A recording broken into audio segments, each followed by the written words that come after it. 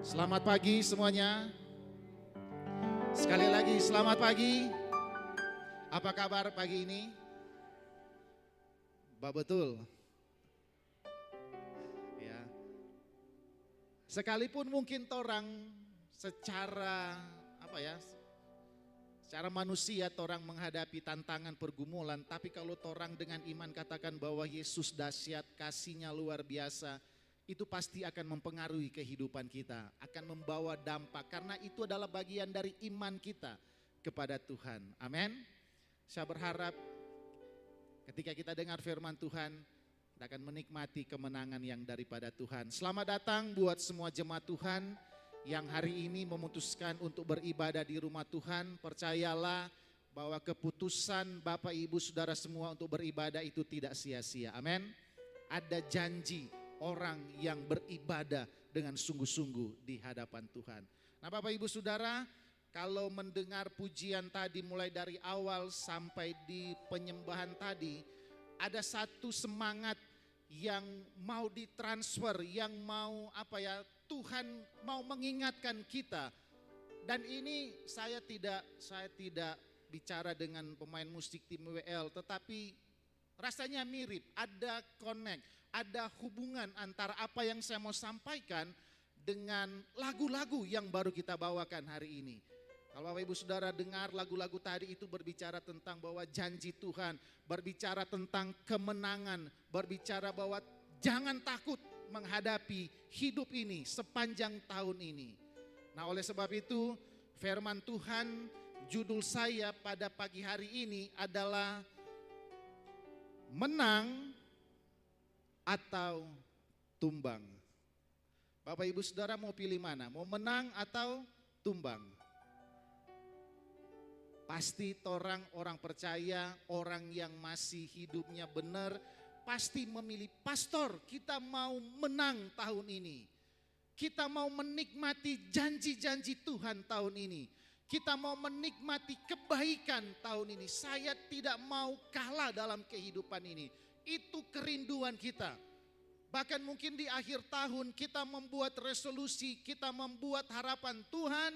Tahun ini saya akan mengalami kemenangan berjalan bersama dengan Tuhan. Oleh sebab itu firman Tuhan dengan judul menang atau tumbang. Mari kita buka firman Tuhan di dalam 1 Tawarik 14, boleh tampilkan ayat 8 hingga ayatnya yang ke-17.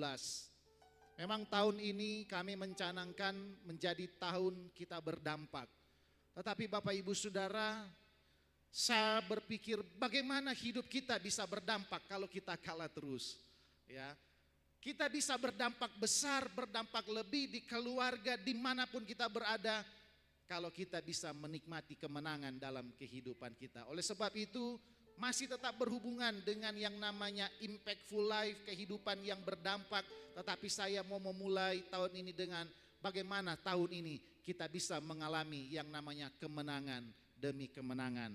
Mari sekali lagi buka bersama dalam 1 Tawarik 14 ayatnya yang ke-8 mulai. Saya membaca ayat 8, Bapak Ibu Saudara ayatnya yang ke-9, kita bergantian sampai ayatnya yang ke-17. Bolehkah saya undang kita bangkit berdiri? Judul perikopnya adalah Daud memukul kalah orang Filistin. Ayatnya 8. Ketika didengar orang Filistin bahwa Daud telah diurapi menjadi raja atas seluruh Israel, maka majulah semua orang Filistin untuk menangkap Daud.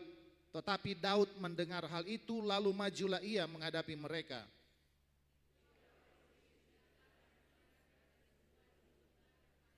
Bertanyalah Daud kepada Allah, apakah aku harus maju melawan orang Filistin itu dan akan kau serahkankah mereka ke dalam tanganku?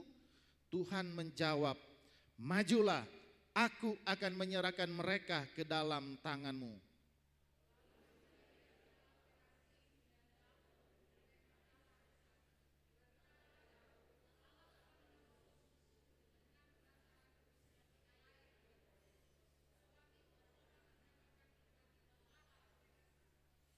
Orang Filistin itu meninggalkan para allahnya di sana, lalu orang Israel membakarnya habis atas perintah Daud.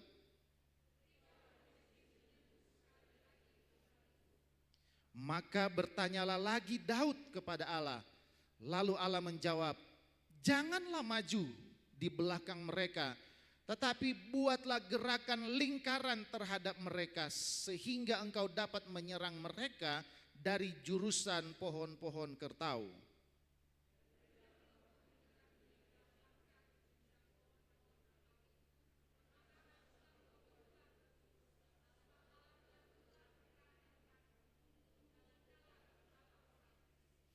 Dan Daud berbuat seperti yang diperintahkan Allah kepadanya. Maka mereka memukul kala tentara orang Filistin mulai dari Gibeon sampai Geser.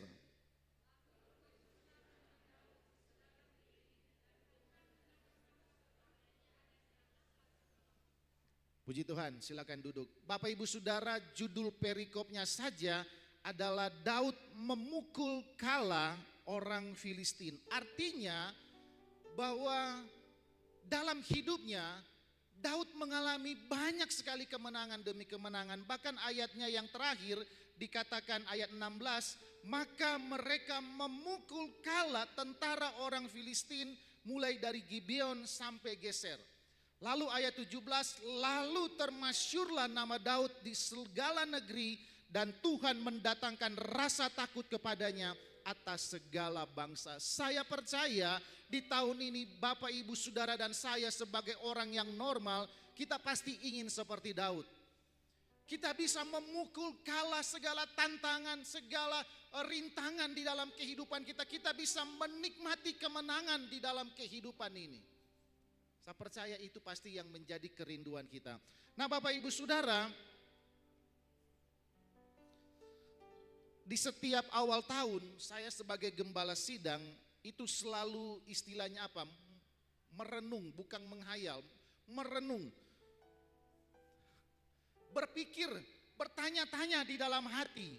Ini salah satu pertanyaan saya dalam hati. Tuhan, apakah tahun ini jemaat ini akan menang atau akan kalah menghadapi tantangan? Tuhan, apakah keluarga ini akan menikmati kemenangan berjalan bersama dengan Tuhan, ataukah mereka akan mengalami kemenangan, akan mengalami kemunduran dalam kehidupan pengiringan kepada Tuhan? Ini yang selalu ada pertanyaan muncul dalam hati saya.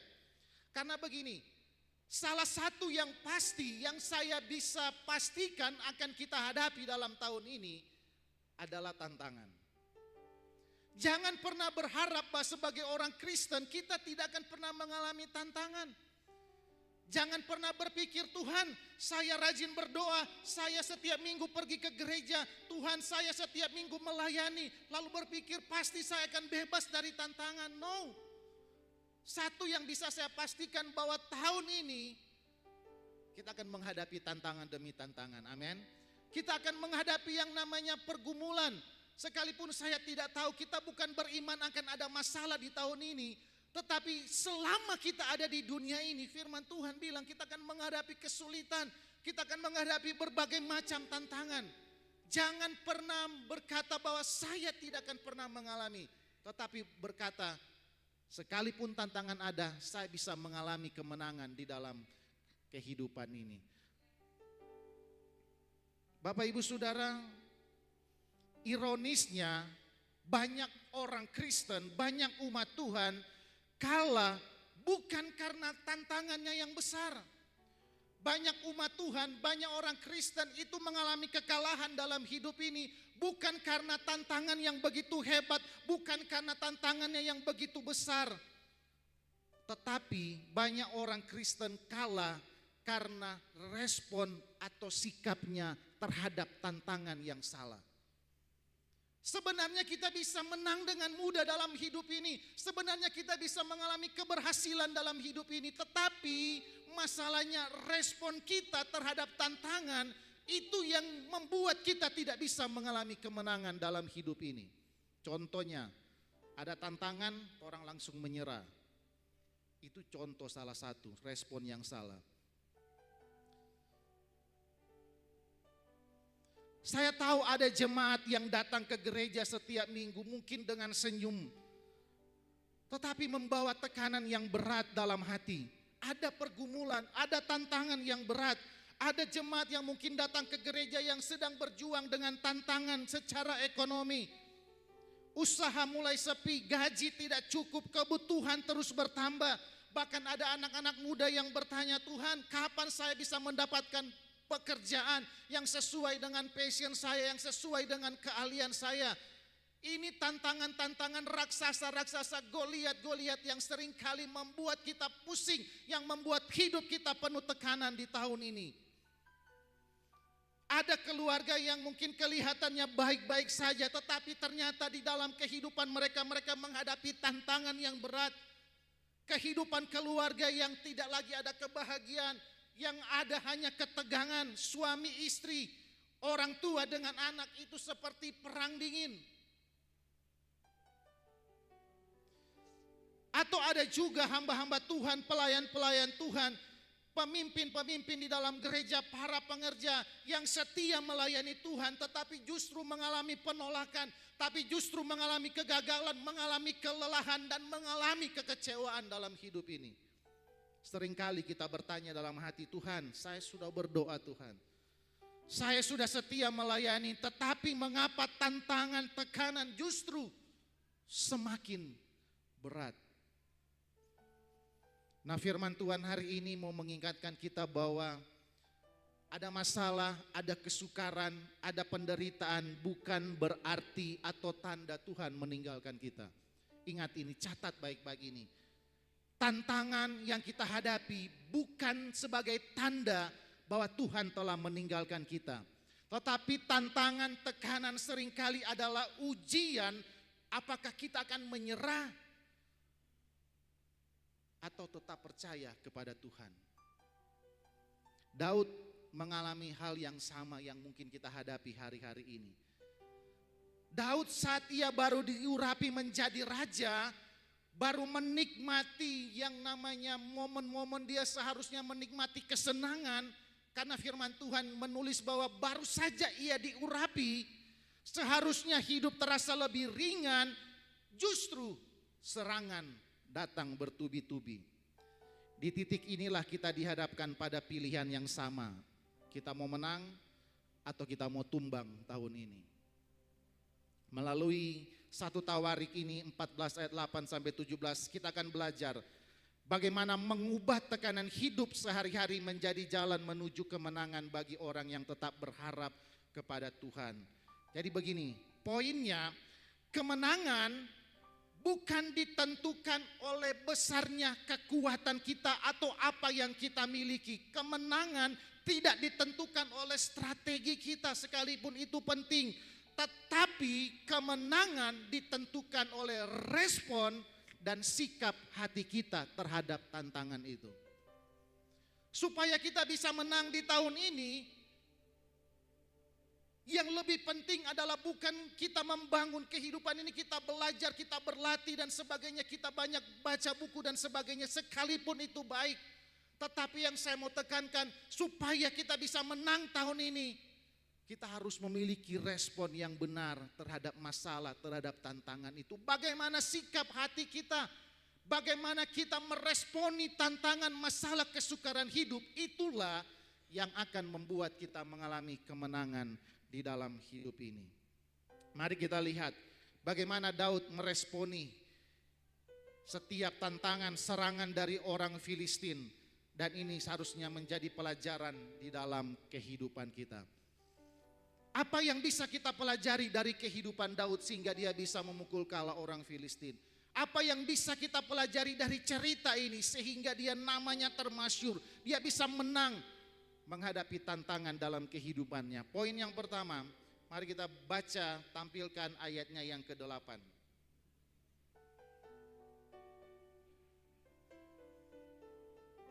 Ayat 8 bilang begini.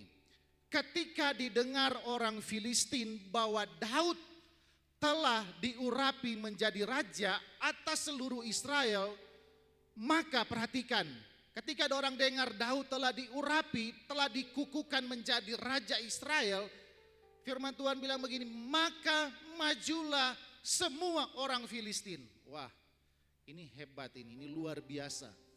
Ketika Daud baru bertakhta sebagai raja Israel, baru dikukuhkan, baru diurapi menjadi raja, firman Tuhan bilang, maka majulah bukan sebagian orang Filistin, tetapi firman Tuhan bilang menulis apa?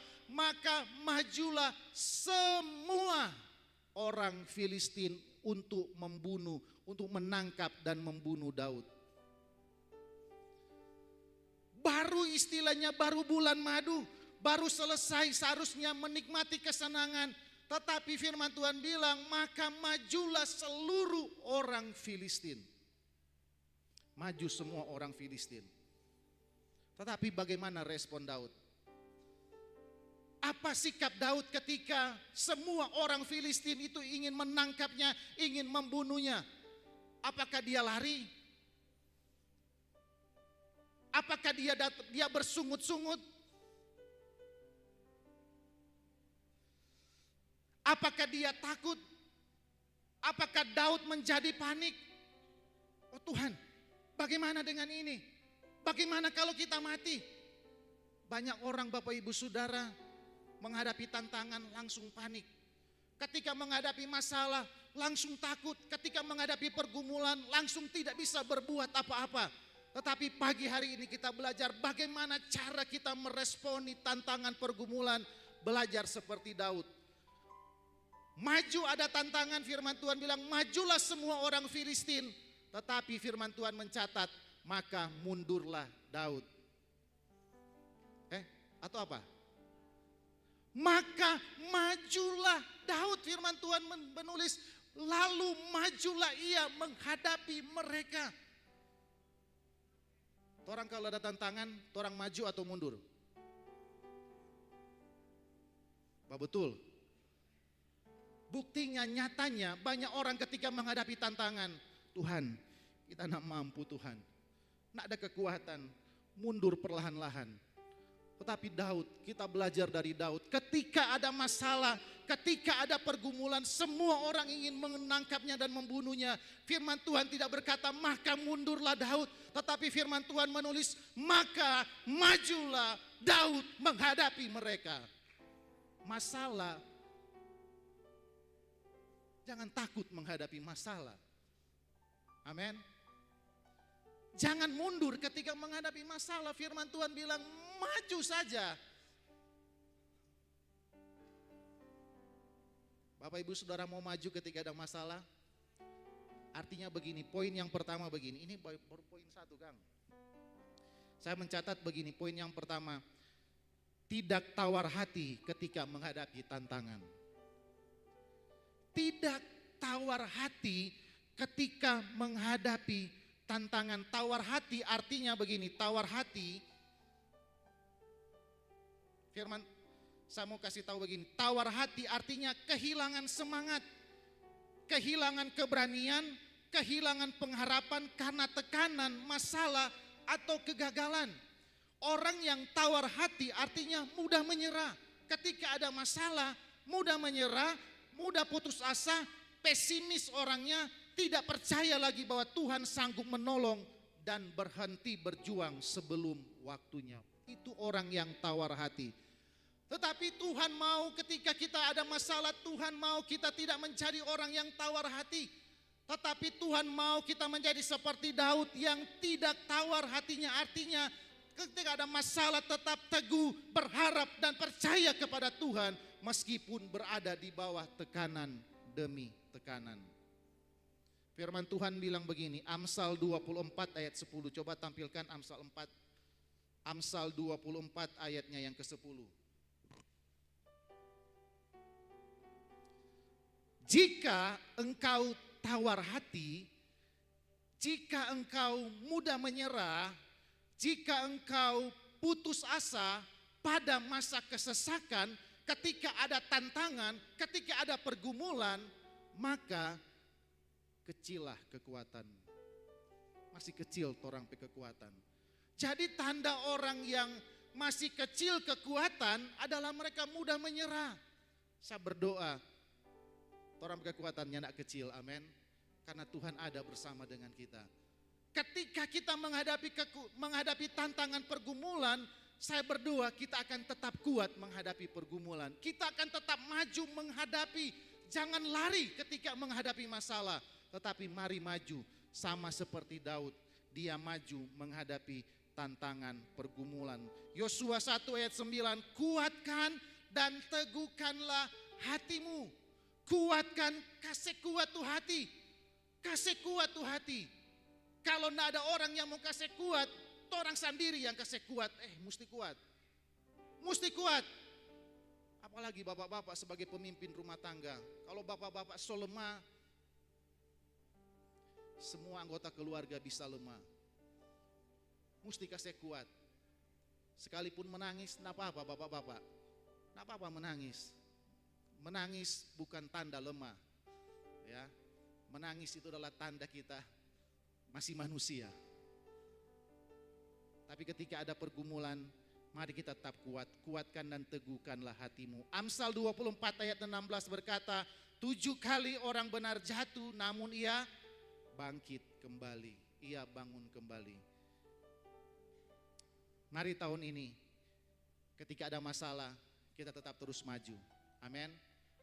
Para pemimpin gereja, ketika ada masalah, jangan mundur. Maju melayani Tuhan. Para pelayan-pelayan Tuhan, ketika ada masalah, ketika ada gesekan, ketika ada pertentangan, maju terus melayani Tuhan. Amin. Karena Tuhan jaliat orang kesetiaan melayani Tuhan. Saya percaya tahun ini akan menjadi tahun kemenangan dalam kehidupan kita. Yang kedua,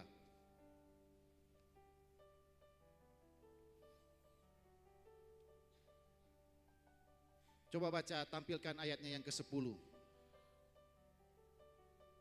1 Tawarik 14 ayatnya yang ke-10. Firman Tuhan bilang begini. Ayat 10. Ayat 9. Ketika orang Filistin itu datang dan mengadakan penyerbuan ke lembah Refaim. Ayat 10. Bertanyalah Daud kepada Allah. Apakah aku harus maju melawan orang Filistin itu? Dan akan kau serahkankah mereka ke dalam tanganku? Tuhan menjawab, majulah, aku akan menyerahkan mereka ke dalam tanganmu. Siapa yang tidak kenal Daud? Salah satu kehebatan Daud adalah dia pintar sekali mengatur strategi. Dia adalah prajurit atau dia adalah pejuang yang tidak kenal takut. Dia adalah prajurit yang sangat tahu kalau musuh begini, kita harus begini. Kalau musuh ada di sana, kita harus begini. Dia pintar sekali mengatur strategi sehingga dia banyak sekali mengalami kemenangan. Tetapi ada satu kebiasaan yang saya seringkali heran. Kenapa Daud yang hebat, kenapa Daud yang luar biasa secara manusia, ketika ada tantangan, dia tidak maju sendiri.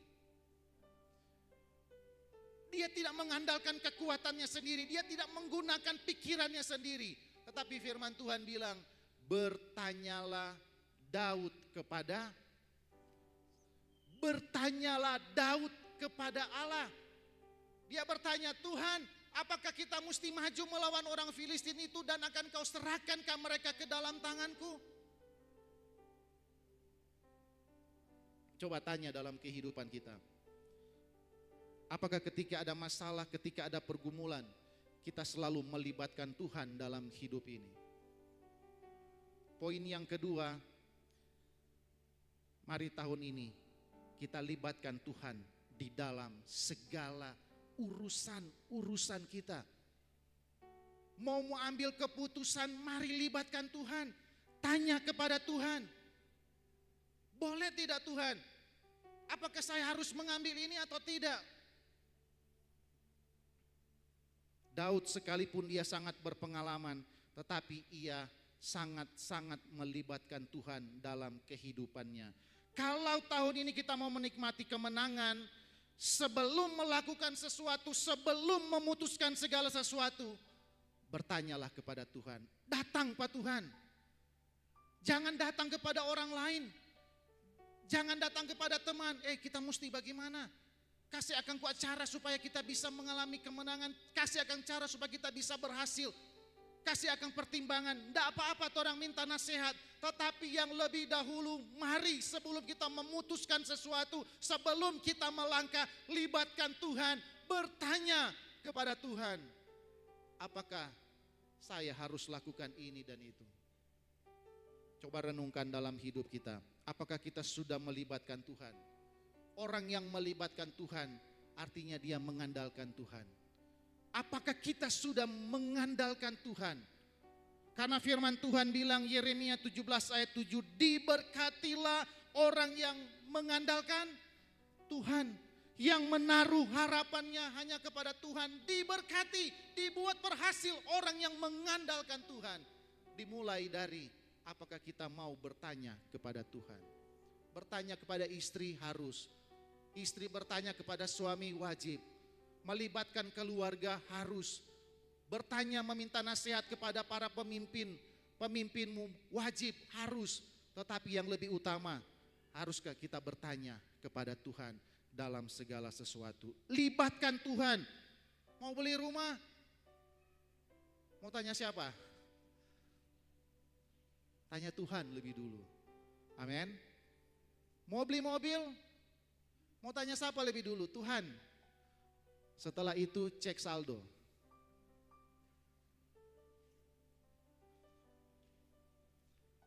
Bisa kita melakukan segala sesuatu tanpa Tuhan? Tidak bisa. Kita harus libatkan Tuhan. Tahun ini libatkan Tuhan. Segala sesuatu tanya Tuhan. Segala sesuatu Tuhan bisa enggak? Segala sesuatu Tuhan bertanya, berdoa kepada Tuhan. Bisa enggak kita pe anak-anak mau seperti ini, Tuhan tolong. Kita pe suami mau seperti ini, Tuhan. Selalu bertanya kepada Tuhan. Jangan berpikir, itu kan masalah kecil. Saya tidak mau merepotkan Tuhan. Nanti kalau ada tantangan besar, baru saya mau datang kepada Tuhan. Tidak Bapak Ibu Saudara, Tuhan senang anak-anaknya yang mau datang kepada Tuhan. Meminta nasihat, bertanya kepada Tuhan. Tuhan sangat senang sekali. Tahun ini jadilah orang yang selalu bertanya kepada Tuhan. Amin. Yang ketiga, ayatnya yang ke-14.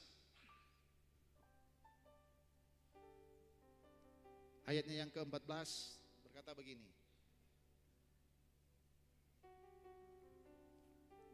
Ayat 14, ayat 13. Ketika orang Filistin menyerbu, jadi terjadi penyerbuan dua kali ya.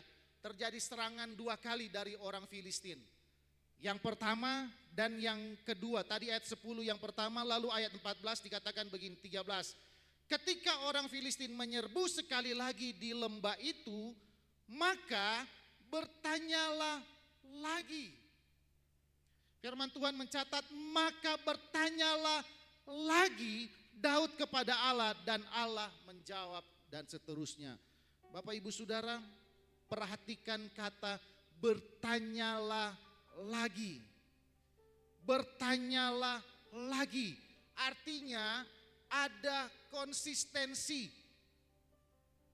Dari yang pertama, ketika ada tantangan pertama, dia bertanya kepada Tuhan. Lalu ada serbuan yang kedua, firman Tuhan, bertanyalah lagi Daud kepada Tuhan. Poin yang ketiga, supaya kita mau berhasil di tahun ini, milikilah kerohanian yang konsisten. Milikilah, bangunlah kerohanian yang konsisten. Firman Tuhan mencatat musuh datang dua kali, situasinya mirip. Tetapi yang Daud lakukan, dia tetap bertanya lagi kepada Tuhan. Daud punya konsisten secara kerohanian. Daud nak bilang begini, kemarin kan Tuhan so tolong, kita so tahu, kita bisa lakukan kali ini. Kita bisa berjalan sendiri kali ini.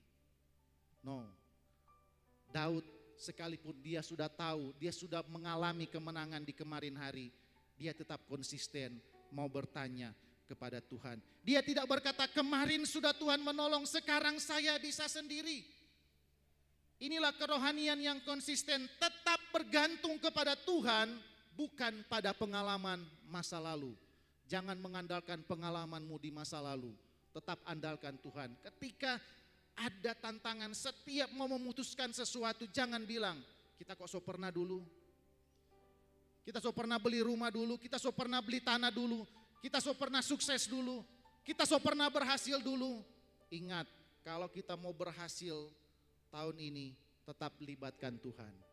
Tetap bertanya kepada Tuhan. Milikilah kerohanian yang konsisten. Kalau kita mau mengalami kemenangan tahun ini, yang ketiga, jadilah orang-orang yang konsisten, yang mempraktekkan kebenaran secara konsisten, yang mempraktekkan pengiringan yang benar, pelayanan yang benar secara konsisten tahun ini. Orang yang konsisten, dia tidak hanya hidup benar di gereja, tetapi dia hidup benar di luar sana juga. Itu orang yang konsisten.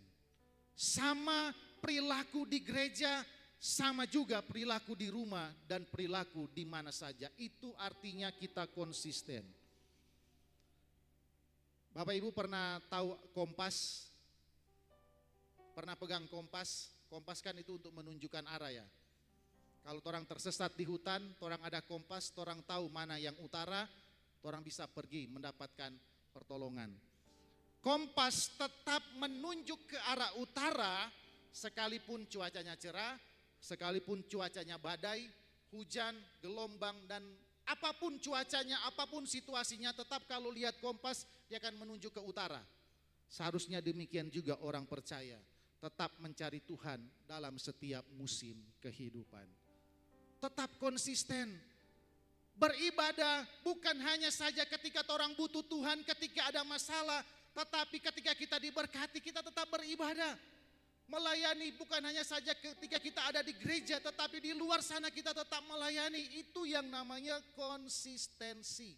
Konsisten.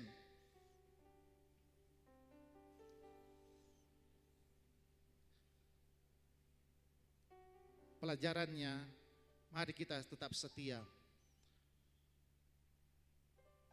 untuk hidup benar di hadapan Tuhan.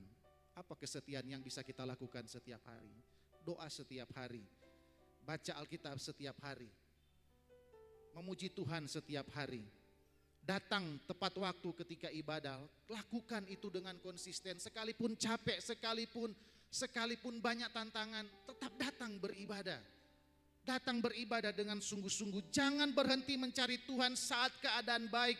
Justru saat diberkati tetap rendah hati.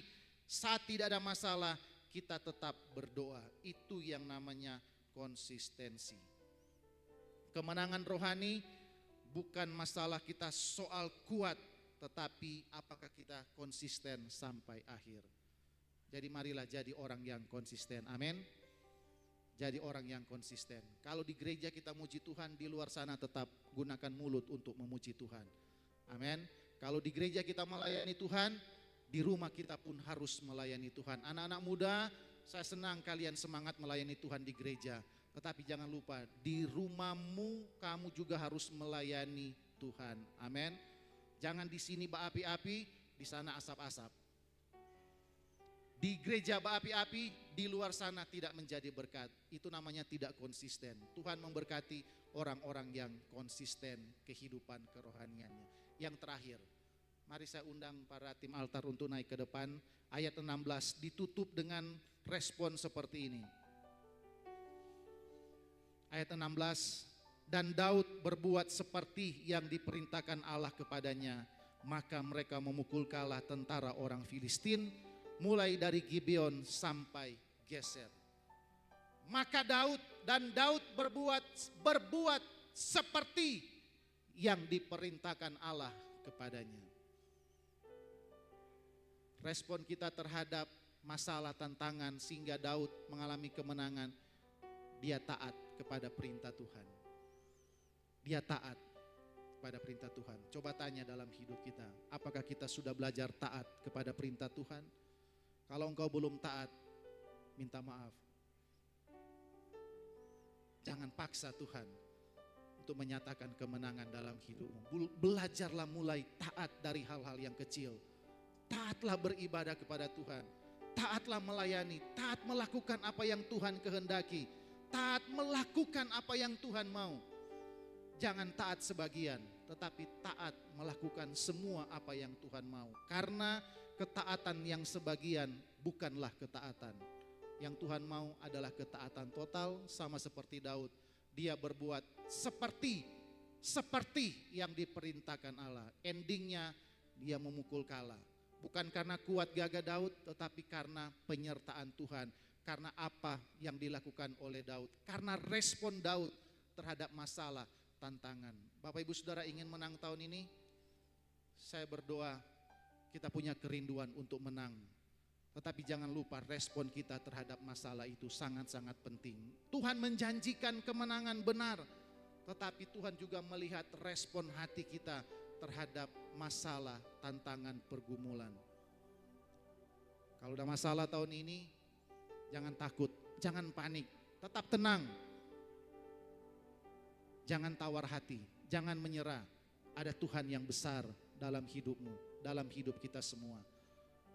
Tanya kepada Tuhan, bertanya, libatkan Tuhan dalam segala urusanmu, dalam setiap keputusanmu. Libatkan Tuhan, libatkan Tuhan. Konsistenlah kerohanianmu, konsisten, menjadi orang yang konsisten. Lalu jangan lupa, taat penuh kepada Tuhan. Taat saja kepada Tuhan. Kalau Tuhan bilang, lakukan ini, lakukan saja. Jangan bertanya-tanya. Oh pastor, masa sih orang mesti lakukan ini? Taat saja. Firman Tuhan bilang, taat saja kepada Tuhan. Lihat dampaknya, lihat hasilnya. Kau akan mengalami kemenangan. Tundukkan kepalamu, kita renungkan firman Tuhan.